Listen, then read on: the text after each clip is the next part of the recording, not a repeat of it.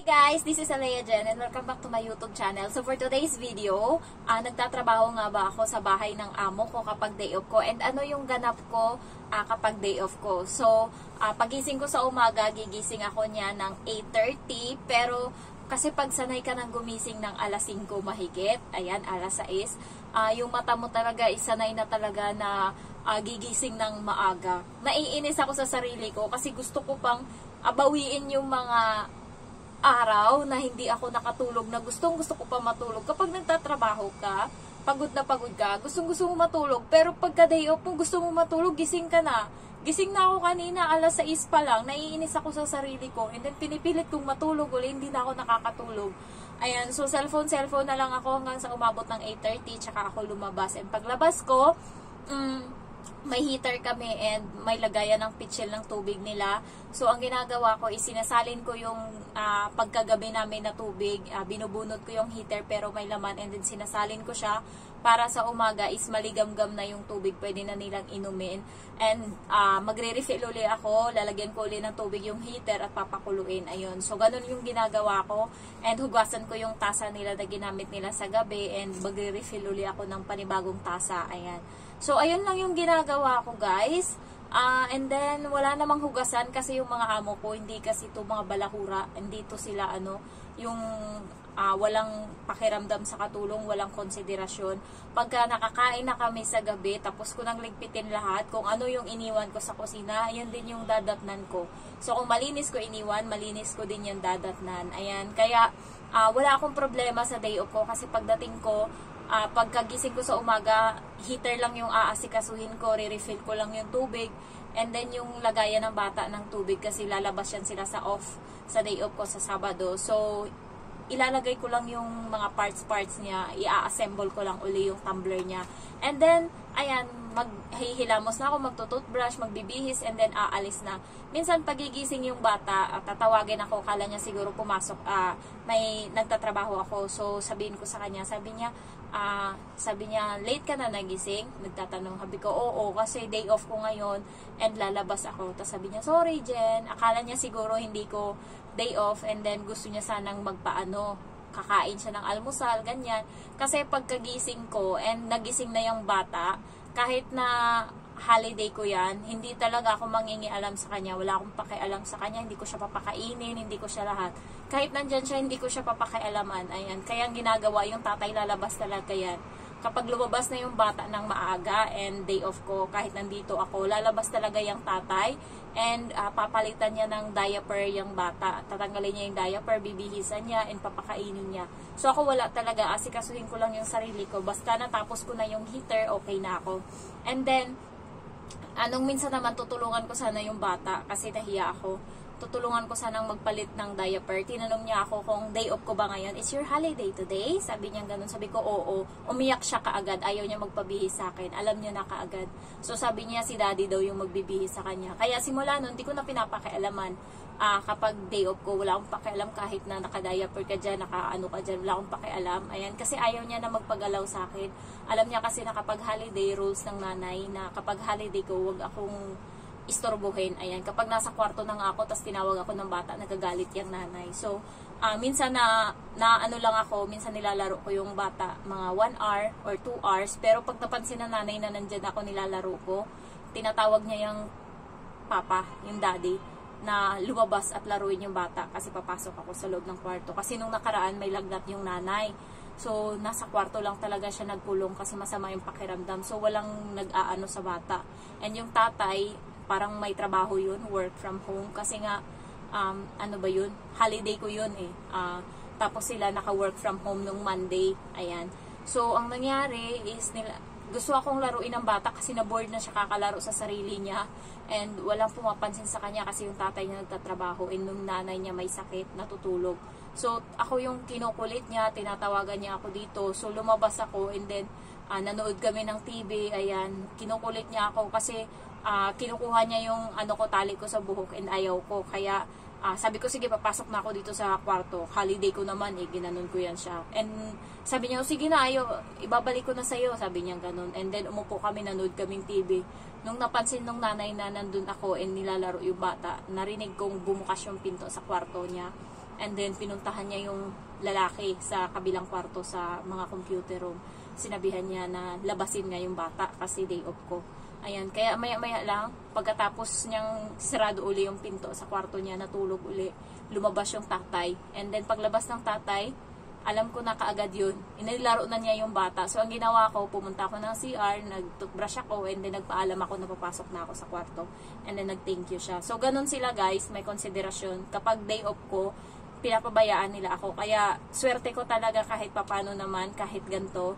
Kasi, ginagalang nila yung dapat pahinga ko. Naawa lang ako sa ibang mga helper na gusto nilang magpahinga and hindi sila nakakapagpahinga kasi kinakatok sila, iniistorbo sila, and hindi katulad ko na hayahay ako dito, pwede akong mahilata. Kasi pag minsan pumupunta ako sa park, nakikita ko yung iba, doon pa banda sa may sa may paslide ng ganon and may mga puno, parang gubat siya guys, naglalagay sila dyan ng blanket and nahiga sila kasi wala silang pahingahan sa sa bahay nila kasi nga share room yung iba naman is inuutusan ng amo nila.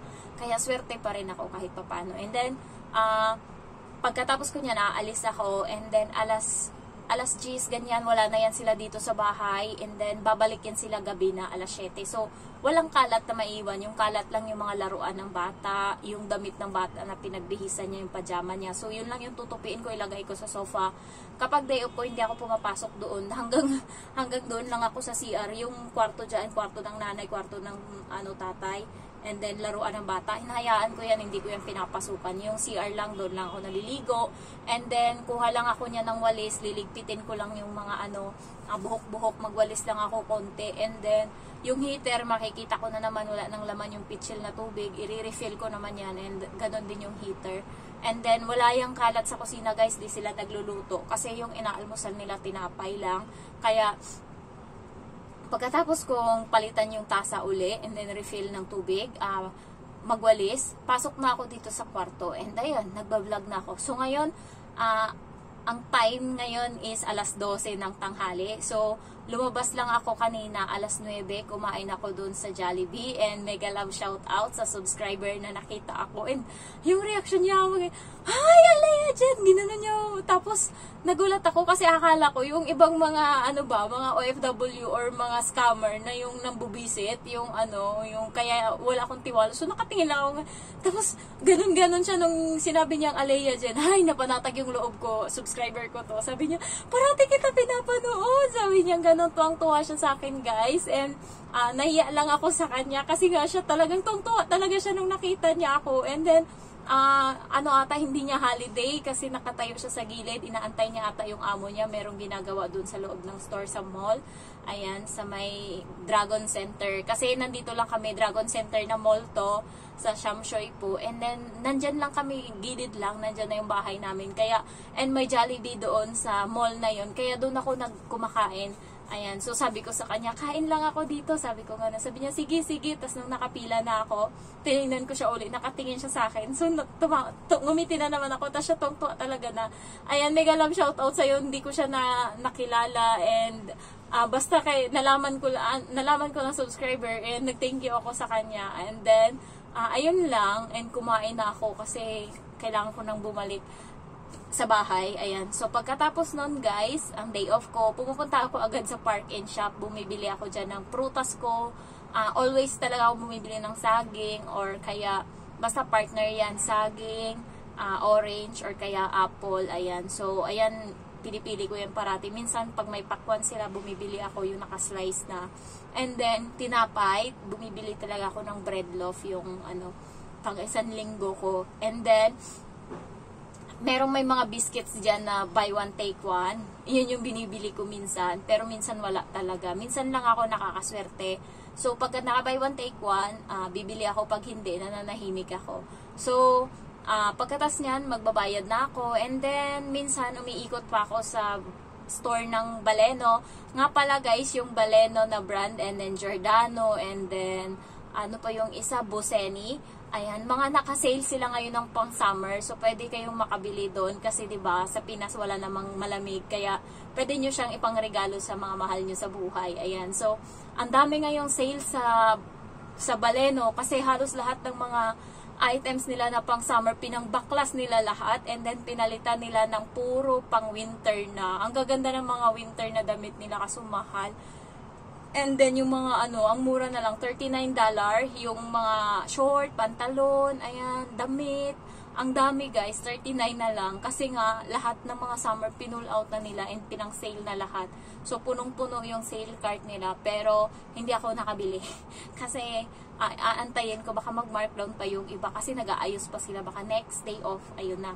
So, mga naka-sale sila ngayon. And then, pagkatapos ko nagtingin-tingin, bumaba na ako. And then, pumunta ako sa palengke. First time ko pumunta ng Shamshoy po na palengke. Yung palengke kasi, na yun is building talaga, yung parang third floor ata. Ayan, may mga pang-isda, yung mga ganyan. Isda, karne, tas sa taas puro gulay.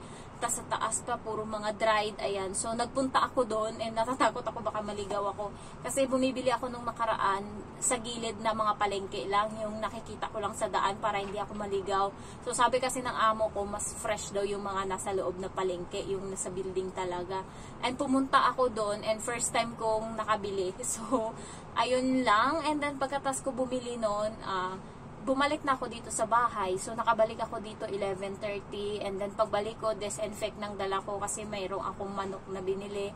And then, yung mga prutas ko, pinang-disinfect ko lahat-lahat. Lagay ko sa ref. And then, naligo na ako. Pagkatas, ayan. So, naglinis-linis lang ako konti sa labas. Nagtupi. And then, pasok na ako dito sa kwarto. So, tapos na. So, magpapahinga na ako dito kailan ko man gusto. So, ganun natatapos yung day off ko, guys. Wala silang hanash, wala silang pakialam. Pero, minsan nalulungkot lang ako pag nandito sila, na uuwi ako nandito sila. Kasi hindi ko nagagawa yung dapat kong gawin na makapasok ako kaagad.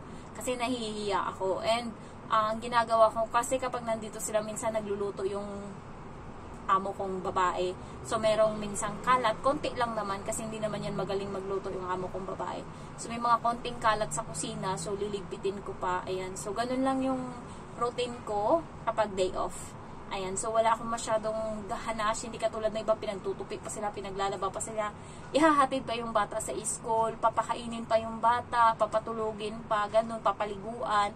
So walang ganun na nangyayari sa akin dito. So thanks God naman kahit papano, kahit na hindi ganun kahaya-hayang buhay ko dito or hindi ganun karangya kami.